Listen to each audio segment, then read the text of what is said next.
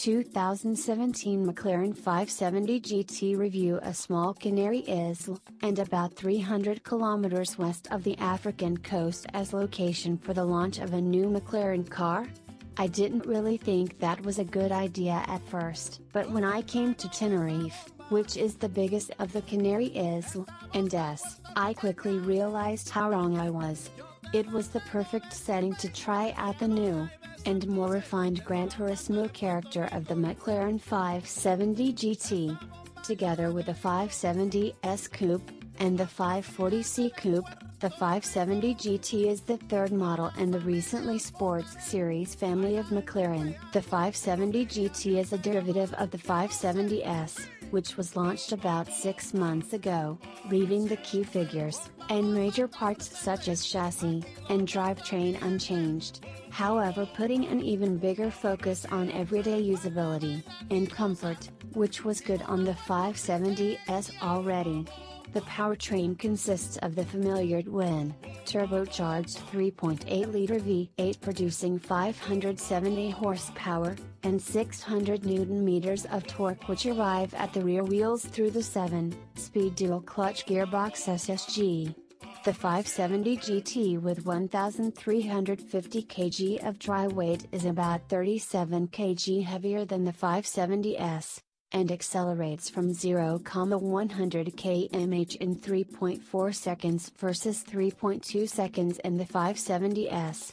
While carbon ceramic brakes come street and hard in the 570S, they are an option on the 570 GT. The 570 GT has a rear opening glass hatch which opens sideways, offering an additional 220 liters of storage, while the front luggage area remains the same with 150 liters of storage. A fixed panoramic glass roof that runs all the way to the glass hatch provides a very bright, almost cabrio-like feeling in the cabin.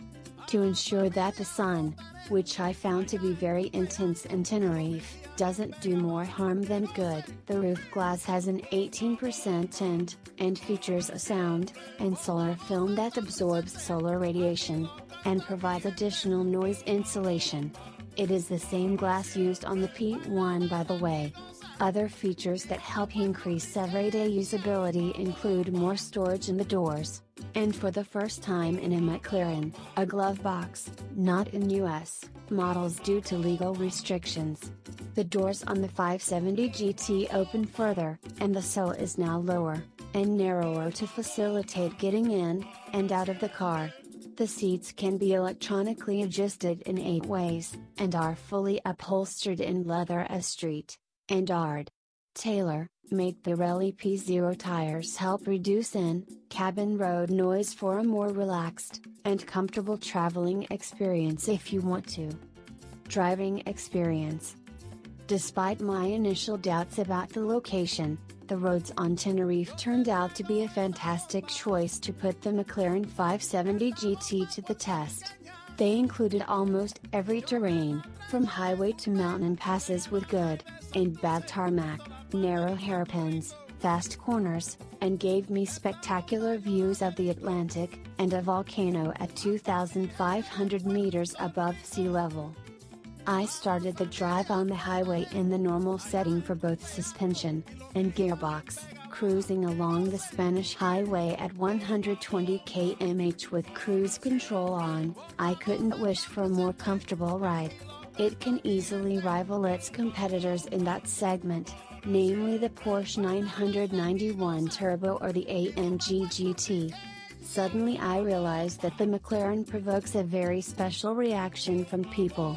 I received lots of thumbs up, and at one point a motorcyclist pulled up next to me, kept asking me, on the highway, if he could take a picture of the car. Happily I pulled over, and stopped at the next possible spot. In broken English, and mostly Spanish, he explained to me that he rarely sees Ferraris or Lamborghinis on Tenerife, and they are usually 20+ years old, but he has never seen a McLaren before, and it is so incredibly beautiful. I certainly made his day, and was happy to do so. Leaving the highway, it was time to see if the 570 GT was good enough on twisty mountain roads. Heading up to over 2,500 meters, the roads got more and more empty, and rewarded me with breathtaking views above the clouds which hang on the lower parts of the isle, and the roads constantly changed from bad tarmac to good, and vice versa. I then switched suspension and transmission to track mode when the road was good enough. And wow, the 570 GT indeed is a proper sports car.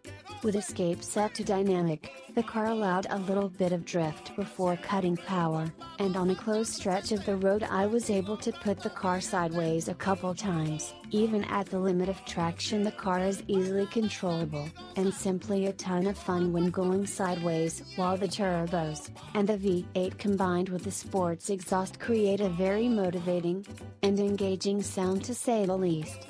Suspension and steering feel very direct in track mode on the roads leading up Pico del Tide volcano in Tenerife, and I stopped at the Tide Observatory to refresh and relax a little from the fun drive. On the way down from the volcano, and going a bit faster than I should have, I suddenly noticed a van behind me with two men in military clothes following me. After a while I stopped for another break, and so did they. A bit afraid at first that I might have gone a little too fast, my worries were quickly resolved when they came up to me and asked for pictures, and even more so when I asked if they wanted to sit inside for a second. Almost in tears, the two guys told me in broken English that it was the best day of their lives, and when they revved the car for a second, and then got out, they had the goosebumps. That was certainly a sign of how special the car is, and the reactions it causes. I enjoyed putting a smile on so many faces in Tenerife, and then continued driving on the fun roads back to the highway, and back to the hotel.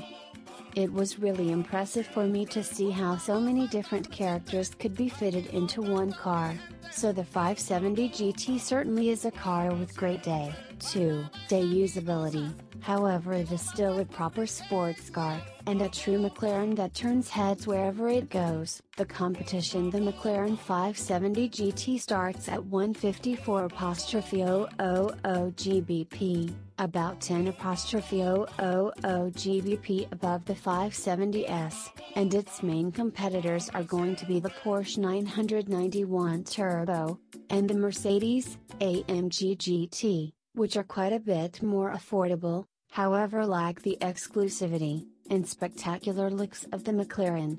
Although the AMG GT might beat the McLaren in terms of sound, I still like the sound of the 570 GT's twin turbo V8 very much.